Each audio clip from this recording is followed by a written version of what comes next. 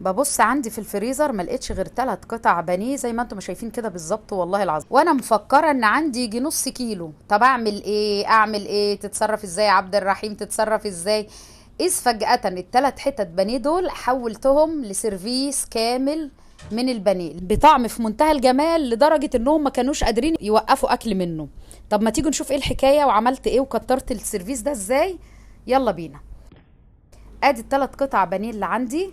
بصوا يا جماعه بقى هنعمل ايه. دي اكله اقتصاديه موفره جدا وفي منتهى الجمال. هبتدي اقطعهم قطع صغيره خالص خالص اكنك بتفرميها. وتاني حاجة بقى هجيب ايه بقى المكونات اللي هتكترها لي وتخليها طعم جميل جدا. بصلاية كبيرة، وهجيب عليها بطاطسية برضو تكون قدها، وهجيب بضاية. بس كده. هي دي المكونات اللي هتزودها، وشوية رشة فلفل اسود ورشة ملح. واضربي بقى الكلام ده كله في الكبة عندك لغايه لما تنعماه كويس جدا. طب انت ما عندكيش كبه، ابشري بالمبشره. خلاص، بس نعمي لي البطاطس قوي، اعمليها في الحته حتى الضيقه خالص. ضربتها مع البيض وخلاص كده. وهجيب بقى الطبق بتاعي، هنزل فيه بنص معلقه توم صغيره عشان نسيت احطها مع المكونات ديت. وهقلبها مع المكونات اللي انا ضربتها في الكبه، ومعلقه زبادي، رشه بابريكا، رشه زعتر، رشة بهارات، ومعلقتين دقيق او طحين زي ما اخواننا ما بيسموهم.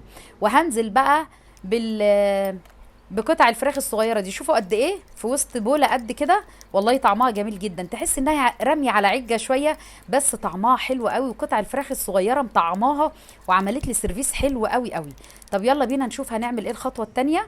جبت بقى الطاسه بتاعتي على البوتاجاز. هنزل بقى بشويه زيت صغيرين. انا مش هقلي بتنجان ولا هقلي بطاطس، لا، مجرد بس ارضيه الصينيه يبقى فيها زيت يسخن كويس جدا، اهم حاجه يسخن. وهنزل بقى بكبشه كده من البانيه ده، وافرده بقى كده شويه، او من العجه اللي احنا عاملينها ديت، وافردها بس كده شويه. واروح مهديه النار. اهم حاجه تكون سخنه في الاول خالص، الزيت يكون سخن، وبعدين هدي النار عشان ما تاخدش لون وتبقى من جوه نيه. لا، انا عايزاها بس تاخد صدمه في الاول عشان ما تتفرفتش مني، وبعد كده هدي النار تستوي. شوفوا الحته اللي اتقطعت دي، انا ما رضيتش اشيلها من المونتاج، بس بنعرف نلمها وبنظبط الدنيا اهي. هعمل بقى كده وهقلب بقى البانيه بتاعي الكداب. هعمله كده بالراحه وهدي النار واغطي عليه خالص عشان اضمن ان استوى من الداخل كويس جدا. خلاص، مفيش دقيقتين 3 عينك عليه، اوعي تسيبيه اكتر من كده. وكان خلاص استوى وبقى زي الفل اهو. هقلب بقى قلبه كمان، واعلي بقى النار تاخد لي لون، واطلع بقى على المصفى علشان تصفي لي الزيت الزياده اللي فيها. والله يا جماعة جربوها هتعجبكم جدا جدا.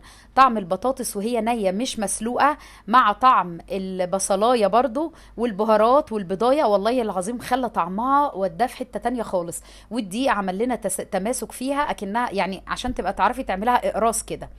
حاجه كده روعه. اعمليها بقى جنب مكرونه. انا كان عندي اكل بايت صراحه، عملتها جنب الاكل البايت واكلوا وانبسطوا. بقى يقولوا لي ده ايه ده، دي برجر ولا دي بانيه ولا دي ايه حكايتها بالظبط؟ قلت لهم طعمها ايه المهم؟ قالوا لي في منتهى الجمال. اكله اقتصاديه. بصوا من جوه لما قطعتها يعني هتلاقي البطاطس كده والدقيق وكله، ودي في قلبها كده الفراخ مستويه جميله.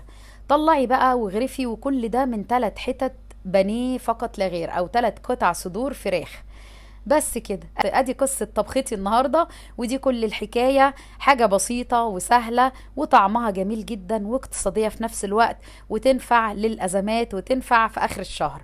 يلا بقى وروني كومنتاتكم الحلوة لو الوصفة عجبتكم، ومستنية تطبيقاتكم على الفيسبوك، وتقولي لي رأيكم ضروري بعد ما تجربوها.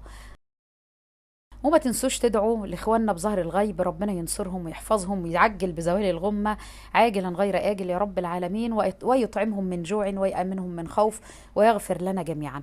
يلا بقى اترككم في رعاية الله. شير بقى عشان الكل يستفاد بالوصفة وتبقى في ميزان حسناتكم. والسلام عليكم ورحمة الله وبركاته، أغلى وأحب إخوات ليا.